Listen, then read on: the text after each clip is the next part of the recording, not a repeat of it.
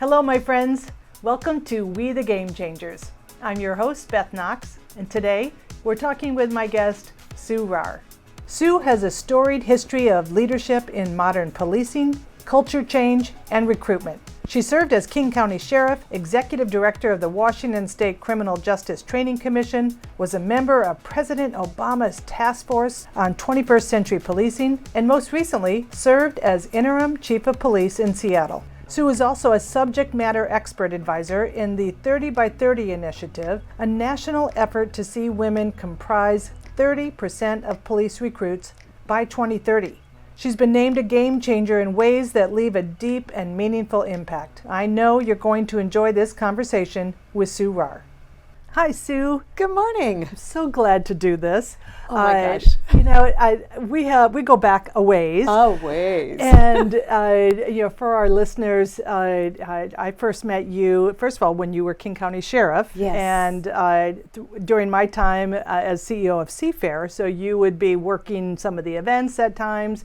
And then after you retired from the sheriff's office, you went to the training academy, but that's when we invited you to serve as Seafair royalty, right, and in the role of Queen Alcyone, which I just love. And it's one of my favorite things from my time at Seafair is the amazing women and men that I got to spend a summer with in their royal duties, and getting to know you so well during that time. That was just a really special time for me. Well, it was fun as a kid who grew up in Seattle and pulled a wooden hydroplane behind my bike. I love that. During all the Seafair events, I got to meet Gertrude, who was on the J.P. Patches show, and my king was Slick Watts. I know. So it was like, I get to meet these cool people from, growing up in my teen years. That's when Slick Watts was like the coolest guy. The in coolest Seattle. guy. I know. And I think that's why I was especially thinking back to that time, given that he just recently passed away. I saw. But those were fun times working with you that summer. So, okay, let's start maybe from the beginning. You are one of 7 siblings. Right. So was there something from your family dynamics that informed who you are, leadership style? Like, what was that dynamic like, like in your family? I could give you like an hour-long psychological profile, but I'll skip to being the only girl in the family. That is a world that I'm comfortable in. Yeah. And my 2 older brothers and I are all we're really close in age. We were very competitive. They became military pilots. I became a cop, and it was just like go, go, go. The other thing was the time that I grew up was, when we were moving out of Leave It to Beaver and moving into Gloria Steinem. And so I was living that conflict. My mom was trying to reinforce gender roles on me, and your goal needs to be, you need to be a good wife and mother. Whereas my dad is going like, get out there, kick ass, you can do it, give it your all. And so I think that influenced a lot of coming out of that sort of conflict. Maybe was probably good for me. Right, and that competition side of it. Yes. So did you play sports growing up? Unfortunately not, because I grew up in a time when girls really didn't do sports that much.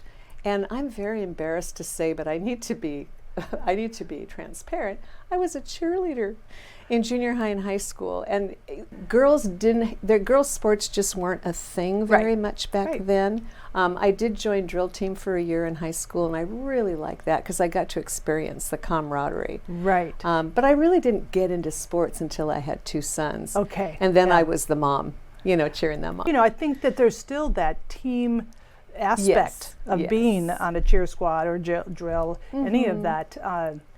And I think it's different now than it was back when I did it. Sure. In the early 70s, it was all about, women supporting men and, hey, you're the hero, good for you. I think it's much different now. When I see cheer squads, it's far more athletic than it was when I did it. and you were in school pre-Title IX. Yes. So you didn't have that support system and the opportunities, the access to it. Yeah. I remember my shock when I saw the women's locker room over at WSU.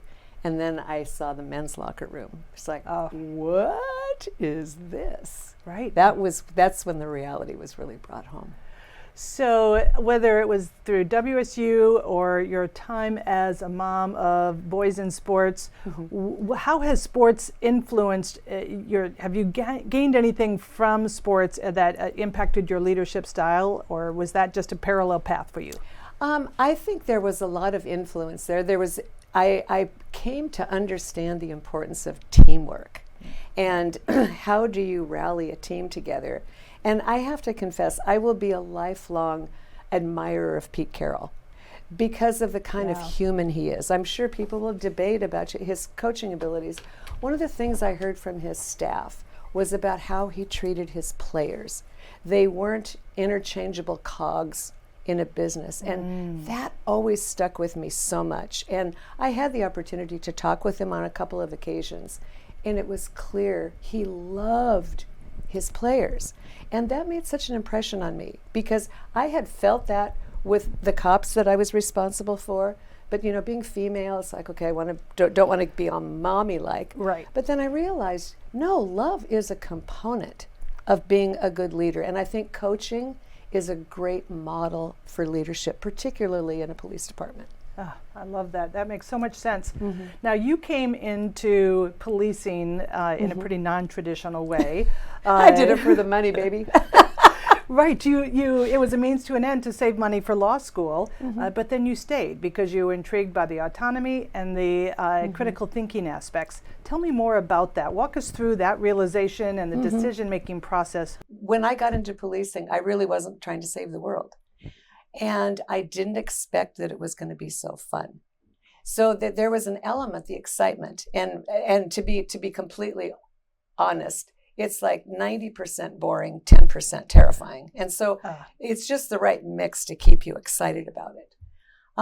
What I didn't understand until I got into it is the component of autonomy. The fact that I was in a patrol car, the dispatcher would say, go to this location and untangle a problem.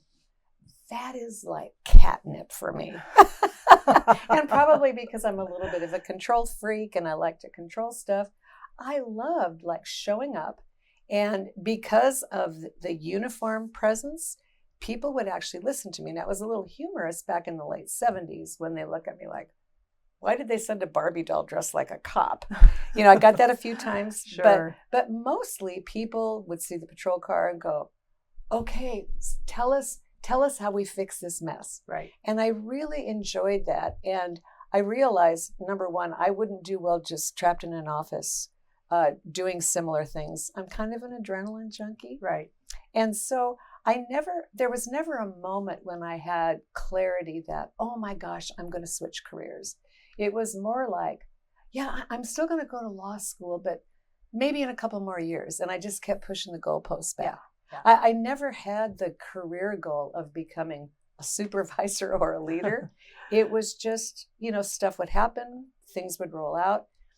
And honestly, a couple of times, the first 2 promotions I took was because I wanted a better work schedule, because by then I had kids. Okay, sure. And so again, it was not an altruistic reason, it was a very pragmatic reason.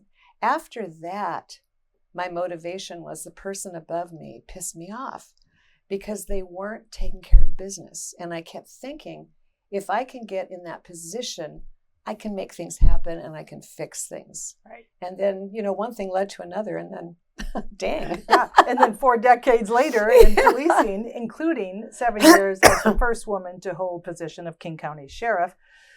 So you've obviously had worked with a lot of people over that time period, and you've had to engage with folks who have been demoted, Right. or they had poor morale. It's all of those circumstances that happen. So how do you engage people who are in that mindset, Right. and motivate them to shift gears, because they have to go back out and Right. protect our community? How do Right. you help with that type of mindset? That's probably one of the biggest challenges of leadership, is the idea that I can motivate somebody else. You really can't motivate another person, but you can set up an environment where they can find something that makes them motivated to do a particular thing. So I always felt like in those circumstances, I would always have conversations like, okay, let's draw the line here. We're putting the past behind us. We're moving forward. and I will do whatever you need me to do to help support you being successful. And the more I could see evidence that the person was trying to do the right thing, I would double down and really try to help. Where it was really tough is when people wouldn't even try and they wanted to take the role of professional victim. And when somebody gets into that mindset, I don't know the magic to fix that, unfortunately. Right. If I did, I would have been a much better leader. Well, and or rich, because we all would have purchased that. Exactly. So after you retired from the sheriff's office, you became executive director of the Washington State Criminal Justice Training Commission. Let's just first explain the role of the Training Commission. Yes. What is the purpose of that? So Washington State is unique in the nation. I think there's 5 other states in the nation that have a single academy for all local law enforcement. There is a academy for the State Patrol, for the troopers. It's a very small academy.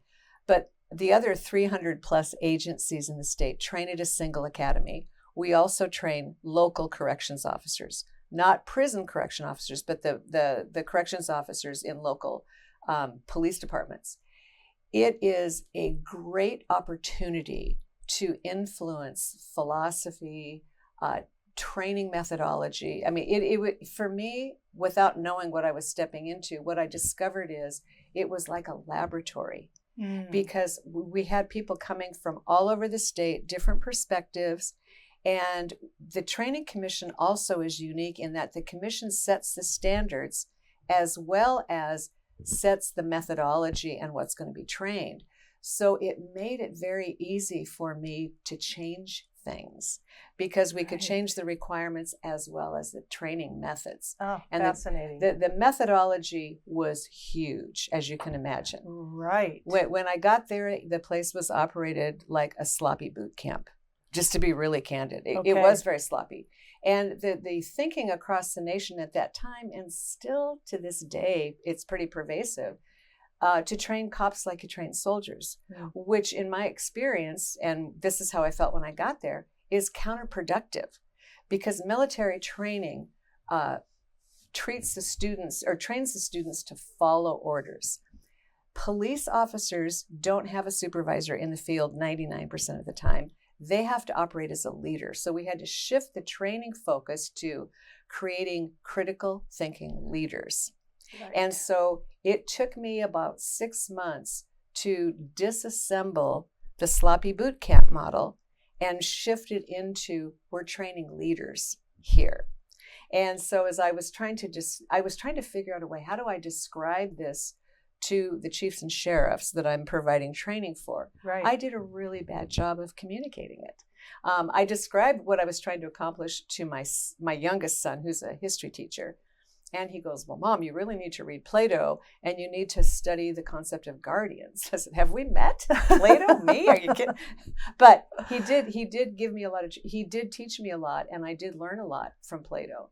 And that's where we adopted this terminology of we're training guardians. Right. And it's a mindset the guardian's mindset is I'm here to protect. A guardian also has to be a warrior, but the warrior is a facet of the guardian. I did a poor job of explaining to people that this was not an either or. It's a both and. Right. And so I also learned that the messenger is really important.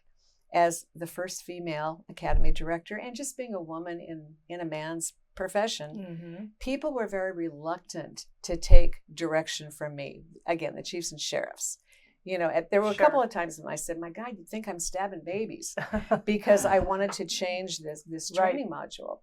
But it was one of those cases where let's just start doing it and see what happens. Okay. And so there was one particular facet that you and I have talked about before that I changed, because when you're going to change a culture, you have to look at several different aspects. And one is, what are all the accoutrements? What are all the traditions and rituals? That's really important. And then what are the practices? What are the actions you do?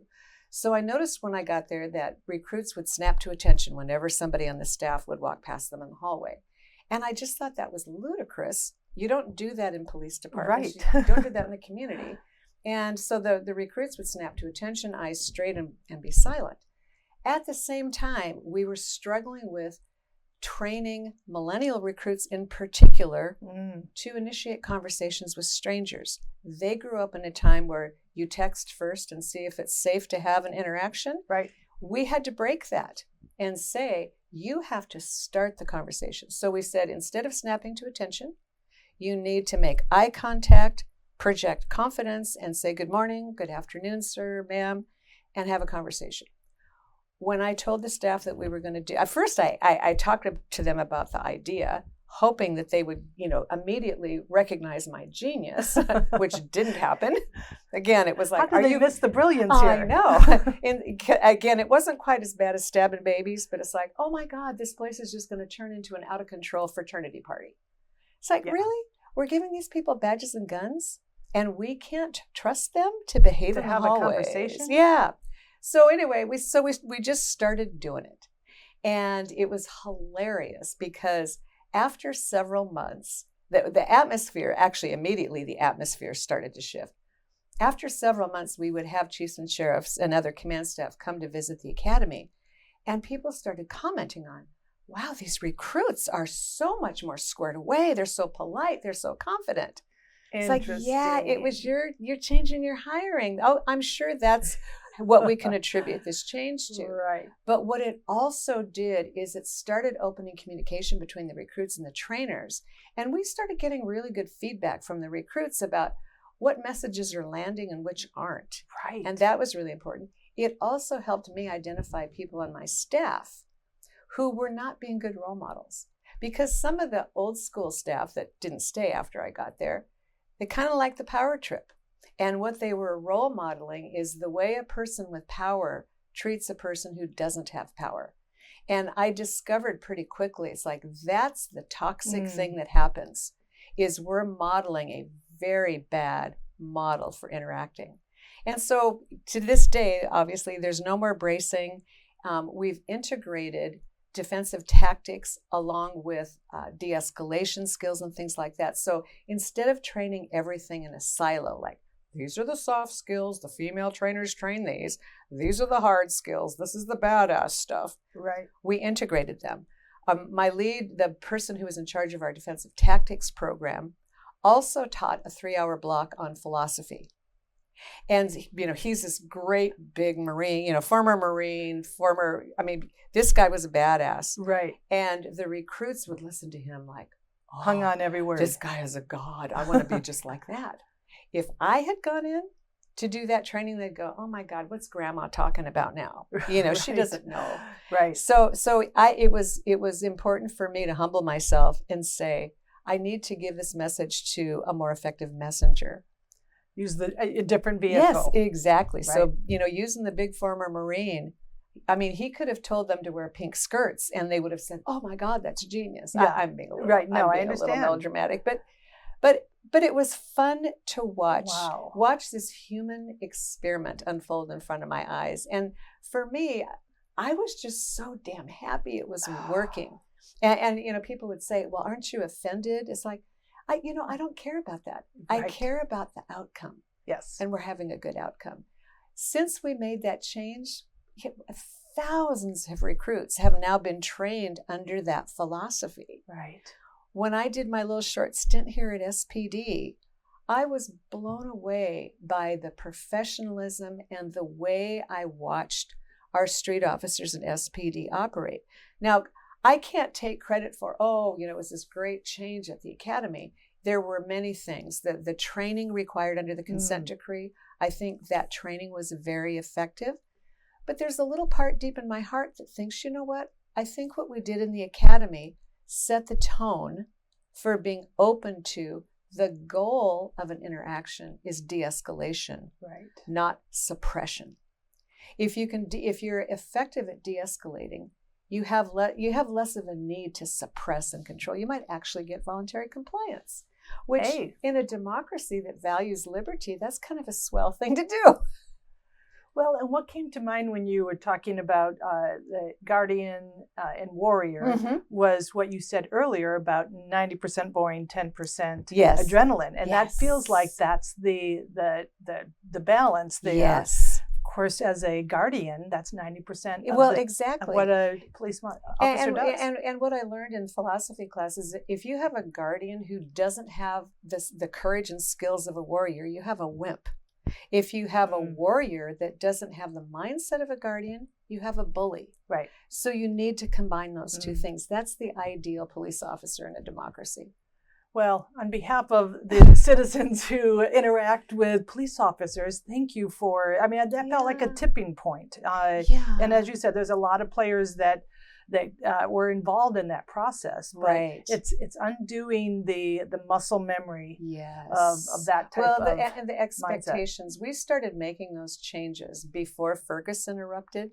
And, you know, I was part of some different national groups, and they kind of looked at me askance like, yeah, whatever. When Ferguson erupted, all of a sudden my phone started ringing. It's like, hey, let's talk about this stuff. Interesting. And so because of what happened in Ferguson, I think that accelerated people's willingness to try this new approach. If Ferguson hadn't erupted, it would have been much harder to get people to accept this new way of looking at policing. Well, and that's one of my questions. There are so many people who are in an environment where you hear the phrase, it's never been done this way. Right. This is how we always have done it. So yeah. you said you just have to start sometimes. Absolutely. But how else did you respond to that pushback and right. the resistance to that kind of right. change? Well, what I tried to do first is I would always start with, okay, the way we've been doing it, how's that working? Now, usually we were having the conversation because it wasn't working. Right. And so what I learned the hard way is don't waste their time and my time by trying to convince them that their way is wrong and that my way is right. That is going to shut everybody down. Sure. What I had more success with is saying, would you be willing to try this for a while? Could we do a pilot? Pilots are awesome because people will go, oh yeah. That's going to be short term. Exactly. When I was in the sheriff's office, we made a shift in our field training program. And without going into the details, most of my trainers were very opposed to trying a new model. And so what I said, I'll tell you what, we have some funding. I'm going to send you around the country to a couple of these departments that do it this new way. I want you to research for me whether you think it's better or not. And it was a huge risk because they might not have, but they came back with, oh my God, we do need to make this change. Interesting. So I guess the point is, don't say the old way is wrong. It's, we have another idea. We have another way. Let's try it. Right. And it said, let's just try it. That was really important. And it never works to say, you were wrong and I was right. Sure. That is a killer. Oh, right. No one wants that. Yeah. And but knowing what the desired outcome is, Yeah. focusing on that. Yes. And can this new Yeah. this pilot program possibly impact it? Well, and when things work, I also worked really hard to try and give everybody else credit for it, especially the ones that were more opposed to it. It's like, you were a genius to give this a try. You know, oh my gosh, you offered an idea to change this a little bit and look at how great it is. Yeah. I mean, that sounds a little phony. It wasn't as phony as it sounds, because the goal is we want to do whatever this thing is better. Well, and it is true that if they were that resistant to begin with, and then they were willing, that is a lot of courage to come from a place of this will never work. It's always been done this way, and then being willing to actually try that. I do give credit for people, no matter how resistant they were in the process. Well, and I think it's also important when we would try new things that failed, I had to stand up and go, "Whoop, that did not work. That did not turn out." And what that gave the people who were watching me, they could say, "Okay, she's not going to just stick to it because it was her idea." And admitting that you're wrong is really, really important. And I have so much practice at that. I'm really good at it. It is powerful, though, so right? many things. It sends a powerful message. Well, it's how you learn. Right. Yeah, it's how you learn. And there's different leaders over the years that I've watched. And they're, the thing that they all have in common is they're open to learning something new. Right. No matter how old you are, how much experience you have. Now, was it that program or that work and legacy that has been left at the Training Academy? Was that what put you in a position to serve on President Obama's Yes. commission around, what was it, connecting policing and community? Yes. So so it's kind of, this is where the timing in the universe was my friend. So I started making the changes at the academy, again, pre-Ferguson. I was invited to sit on a group called the Executive Session on Policing at the Harvard Kennedy School. Okay. It's a program that had gone for a quarter of a century. Law enforcement leaders and academics would meet multiple times a year, study current issues in policing. Each of us had to write a paper about some issue in policing. Well, when I got into the executive session, I was in the throes of this academy philosophy change. Right. And I said, I want to write my paper on this. Well, the rest of the folks were like, well, that's kind of boring. I mean, training academies, really? And then Ferguson erupted. Right. All of a sudden, my concept of moving from a warrior mindset to a guardian mindset sounded really attractive. My paper got published, and within a month, I was invited to join President Obama's task force on 21st century policing. Okay. And that was, like most things, I got more than I gave. I learned so much. I met some amazing people. Brian Stevenson was one of the people in the commission. He's like the Nelson Mandela of the United States. I learned so much from him. But it was really the timing was actually very critical. Once I was on the task force, then we were talking a lot more about how police departments operate. Training was a part of it. Okay. So you retired from the training academy. Yeah. You've been consulting. You're doing work on several boards, and then you get a call from Mayor Harrell. Well, actually, from Tim Burgess, the from deputy Tim Burgess. mayor. Yeah, Okay. I've known Tim for decades. Yes. So tell me about that experience and what it took for you to say yes to stepping in to be interim chief of police for Seattle Police Department. Well, like so many things, the timing was important. I'm really, really involved with my kids' grandkids. And I was deeply in the throes of being a very interactive grandma, and I loved it, and the consulting was going well. It's the last thing I needed. Right. But when Tim first offered it, I said, "Are you out of your mind?" No. But he said, "You name your price. We really need you." And I thought, well, I could use the money. Right. But the thing that really stabbed my heart is, you've been preaching about leadership and how the real problem with the policing profession is not the front line, it's the leadership. It's like, here's your chance to put up or shut up. It's like, now you got me right where it hurts. And so I thought, okay, how bad could this be?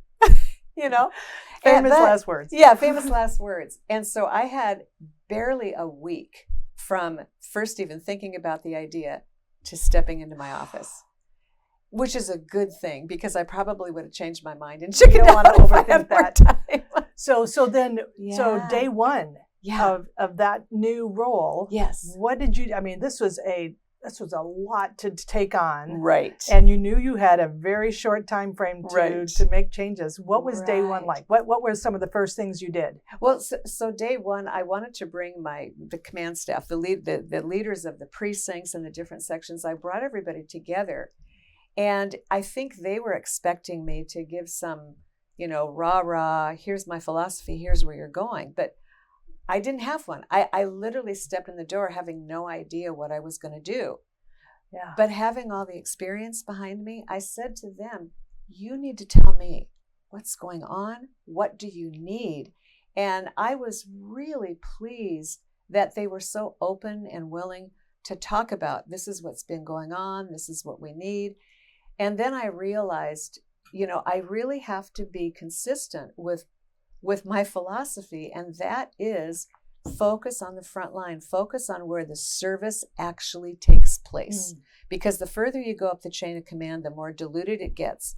And so I made the decision that, because I had, like you said, short time, my time was very limited. I'm going to hit every single roll call and every single shift, because what I got very quickly was the officers were demoralized. They felt like they hadn't been listened to, like they didn't have a voice. And so I just started going to roll calls. And I have to say, what made this successful is I didn't have to worry about losing my job. Right. I didn't have to be, the puppet that's going to all these different political events or things like that. I could really do it the way that my heart led me. And thankfully, that was the right strategy, because the officers were just hungry for somebody to step in and say, here's what the mission is. Here's the tools you need to carry out the mission. And so I would go into roll calls expecting, disgruntlement. And what I got was, just tell us what we're supposed to do. Because the message to the front line, particularly from the city council, in the 2020 era, right. was not supportive of the cops. And, No. We don't want you to just arrest people. We want you to just let them live their lives, where we all see where that ended up. Yeah. And so when I had the opportunity to say to the frontline officers, get out there and do your job. If you arrest somebody and you do it properly, I will have your back from here to the end, no matter what. Every time. And when they did make good arrests and had good strategies, we celebrated. And I mean, it didn't take but a minute for officers to step up, because, and I don't know if this is unique to policing, because that's the only profession I know. Right. But there's nothing more motivating than knowing what your mission is and accomplishing it. That is the best motivation. Money's great, camaraderie's great, but that's the thing that will keep people coming back, and that's what will motivate them. And it was so much fun to watch this unroll. And it was just so great talking to frontline officers. I didn't realize how much I missed policing, because I love the profession. I backed into it in a crazy way. It's like having, an arranged marriage, or, a marriage of convenience. And then all of a sudden you realize we're soulmates. Yeah. Who knew? Right. And so I feel like, the profession of policing, it's just wired into my heart. Right. So it was very fun. It was a lot of work, and there were some battles, but I would do it again in a heartbeat. So I believe you have a mantra, correct me if I'm wrong on this. I have several. that you try to instill in officers about always seeing yourself as a leader. Right. So how do you encourage people to see themselves as a leader, and how do we carry that not as a burden, but as something that's energizing and empowering? The thing that I encourage people to think about is, it doesn't matter where you are in the organization. Leadership isn't a role, it's an action. And if you're going to be a leader, you have to assume some level of risk by raising your hand and saying, I have an idea. And in a profession where, you want to be part of the team, that's a lot harder than you might think, because most human beings want to know where the rest of the team is before they raise their hand and say, hey, I have an idea. Sure. And so that's something that I talk about a lot, is just step up and be willing to risk being made fun of, or having your idea not go well. And to be a good leader, you also have to be a good follower. Oh, right. You have to be willing to tell your boss or your boss's boss, hey, I don't think that idea is going to work, and be honest about it. So leadership is not, it's not a role. It's not something that you are designated as a leader. You have to embody it. Be it. You have to do it. Leadership is an action. It's a commitment that you're going to step up in front, and you're going to put the mission as the top priority. Completing that mission, your duty to complete the mission, that is your guidepost. I love that. I think it's especially challenging when you're in a workplace that has a lot of alpha personalities, right? You're kidding. Policing, that's shocking. So I've been told. So how do you cut through the noise and then bring individuals into that cohesive leadership environment when you have these individual type A personalities, and I'm one. Yes. And so, being in a controlling position is my fallback. Right. And then, but when you have multiple people like that, or then those that aren't alpha, how do you create that cohesive leadership team when you want them all to be leaders? Well, I learned a couple of lessons along the way. I was the gang unit commander in the late 80s, early 90s, and I was able to select my own team. And I made the mistake of picking all alpha personalities, except for one guy. And it was a nightmare. And what I realized is a good cohesive team needs a mix. Right. And so even though the profession tends to be dominated by alpha personalities, there's actually a pretty good variety. So I think it's important to not give all the attention and accolades to the alphas. I had to really make sure that I was paying attention to the people from the sidelines that were supporting. I had to be a role model of, supporting the mission is just as important as leading the mission. And when we had conflict, I always had to bring the team back to what's the mission, not whose mission is it, who gets credit, whose idea. It's like, what is the mission? How are we going to get there? Right. And that almost always worked for me. Well, it's a good reminder.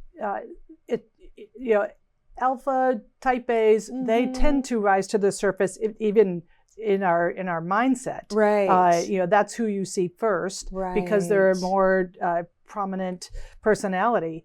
And it's so easy to think, well, that's all there is that's here, right, as opposed to the ones that are supporting, following in a very meaningful way. Oh, absolutely. Having a person on your team that has the courage to tell the boss the truth, that's the most valuable person on the team, is the truth teller. Right. And in many cases, that the leader is the least important member of the team, frankly. If a leader does their job well, they're not the thing that everybody's focused on. The leader has to get everybody focused on the mission, and everybody has a role that gets us to the goal. So can you break down what are the qualities of a great leader? Like, what are the ones that stand out to you that you look for? Because I hear you that a leader doesn't always have to be the one who's out in front. Right. But what are those qualities in those different roles? To me, it's, what does a good leader do? And so for me, the most important thing a good leader does is be courageous, work through the fear, be the one willing to take the risk that, okay, I'm going to stand up and raise my hand and say, I have an idea. So that is, I think, the first, maybe not the most important thing, but it's the first important thing in a leader. Sure. The next thing is being humble about how you lead. You start by listening. You ask for input. You have to be willing to change your mind and say, oh, you know what, let's tweak this plan. That's a better idea than I was thinking of. So you have to have the humility to accept that your idea is not always, and sometimes usually isn't, the best idea. You get the best idea by gathering input from people. The next thing is you have to be authentic. Be who you are. Do what you say you're going to do.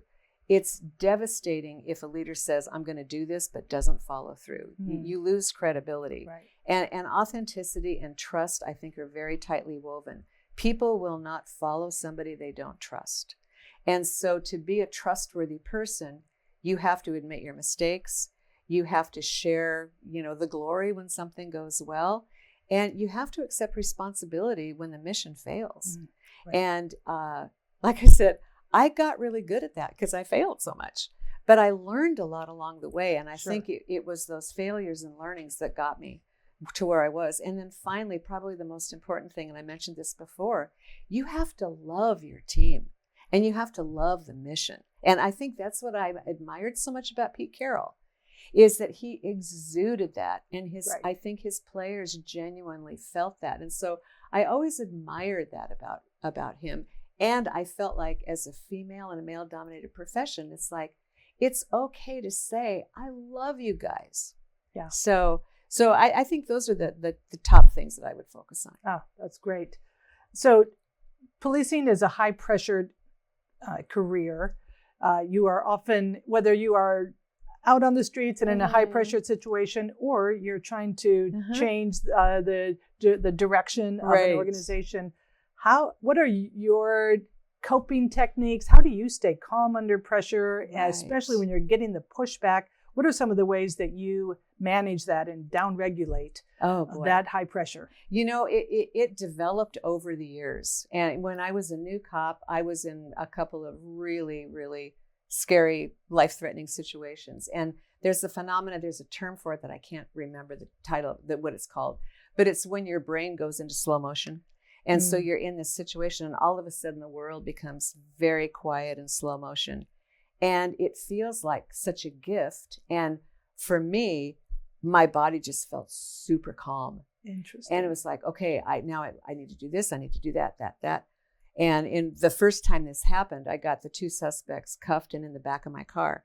And then my body just started shaking because I later learned it's the adrenaline dump. But what that told me is my brain can be my friend here and trust my brain here a little bit. The next time it happened, it was like a welcome, like, oh, I know what this is. And when the danger passed, it's like, okay, buckle up because you don't want your fellow officers to see you shaken. Those experiences built confidence. And so I think when I was in high pressure situations, I had built enough confidence that no matter how bad this particular moment is, it's not going to last forever and it's eventually going to pass. And that was, both everything from, scary stuff in the street to having a really uncomfortable conversation with somebody that I'm going to demote or deliver discipline to. I always felt horrible before those conversations. And I would say to myself, you're going to get through this. Think about 15 minutes from now, this is going to be over and you're going to take a breath. And tonight you're going to sit out on the back porch and you're going to listen to the quiet. And so I have to play those mental games. Right. And I do that to this day. And the mental games are what it's all about. Well, that's the whole survival. And I think when we are working a very busy job, I had to be really deliberate about carving out some time. Particularly when I was at SPD, I take a sauna every night. I've got one of those little, phone booth, a little portable phone booth sauna.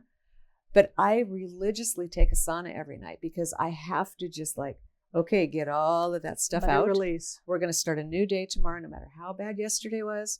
It's a ritual. Yeah. It's a ritual that works.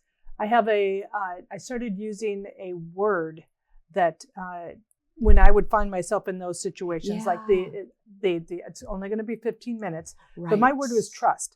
Trust that I am going to come out of the other side of it. Trust that this situation is, it will pass. And that was such a great trigger word for me. So when I would say that, I'd be like, you're right. Trust. We will get to the other side of it. So you're describing very much the way I would feel. Right. Like this is not going to let trust that you're going to get out the other side. Yeah. So many articles have been written about you and they point to you reinventing policing or shaping the future. And you've been credited by other women in policing for being a key figure that has paved the way. So first of all, on behalf of women, thank you, Sue. Well, I do mean that so genuinely. It's such an honor to be even viewed that way.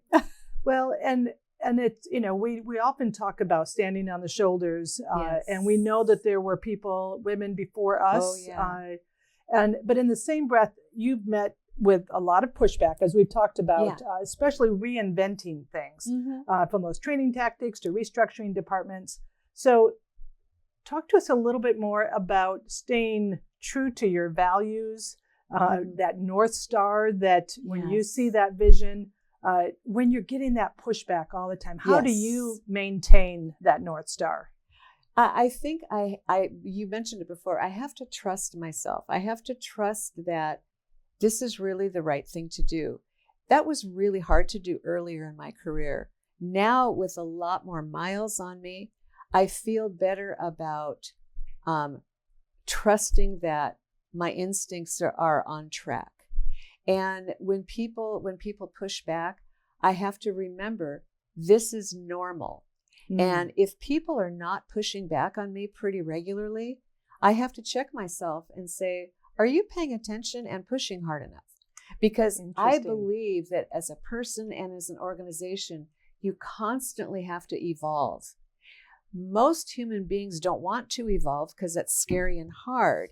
And so there's the inertia, overcoming the inertia of, just don't ruffle feathers. My entire career, I can't tell you how many times people have said two things to me: either Sue, stay in your own lane, or who do you think you are? And it always frustrated me because I would always say, I'm not doing this for me. Can't you see that the way we're doing this is inhibiting us getting to the goal? And so I used to get offended and take it personally when people would push back. I now have more understanding of that's just human nature. It's rarely personal. It's rarely personal. And I just have to figure out a way to get people to say, could we just try this? Rather than saying, accept my new way, I have to approach it as, can we give this a try and see how it goes? Most people, if the new approach is better, most people will say, oh, okay, I can see that. And sometimes they want to put their little tweak on it, which is great. Right. Because then they have ownership of it and they're going to become a disciple of the new process. That I'm often asked that too, of, the question of what would you tell your younger self, or what would you tell someone coming up in their career, and especially women, I think, but for all young adults, is trusting in your instincts. And I took, like you, it took me a long time to learn how to trust my instincts. And you'd have those moments when something would be validated, like, oh, that decision I made was spot on. Now I'm being told, or I have the gratification of that this was successful. And you start having a few of those. And then, I look back and think about, the imposter syndrome moments that I had over the years. And what a waste of time, spent worrying about what if people find out that I don't know what I'm doing. Oh my gosh, None of us know what we're doing, right? That's just a fact. Yes. But we do have instinct, we have experience. And if we listen to that, then we have a much greater chance of at least being a portion of the time, which is life. I think so. And it's really fun for me to watch women that I'm mentoring, watch them make that discovery. And say, I'm giving you permission. I think the way the societal messages that we give to women and men are very different. And the messages we gave to little girls and little boys are very different. Right. And now we're really recognizing the impact of those buried messages. It is so true. So we always kind of wrap up the Game Changers podcast with a couple of what I call quick hits. Yeah. And there are things that I want to make sure I learn from all of my Game Changer guests. So in your career or personal life, who has changed the game for you most, whether personally or professionally? And why? Why did they change the game for you?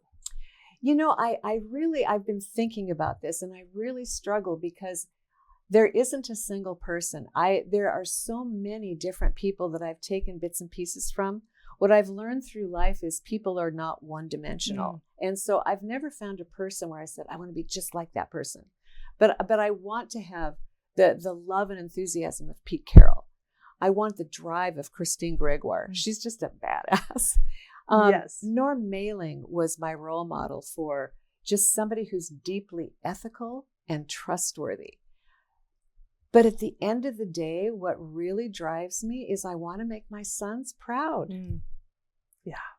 I want to be like the good role model. Right. Absolutely.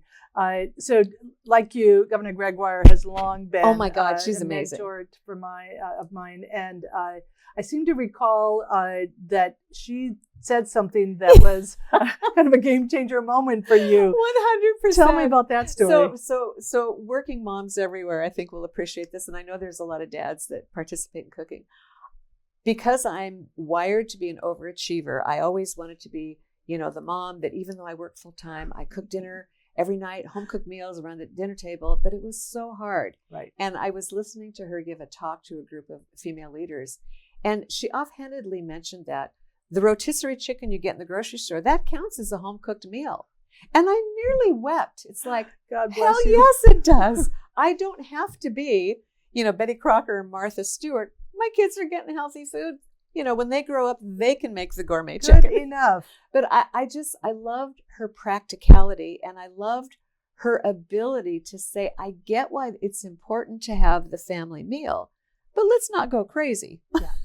Well, and not overextend to the point, because then you always feel like you're failing on some level. Absolutely. If the bar is set so high. Yeah, exactly. God bless Governor Gregoire.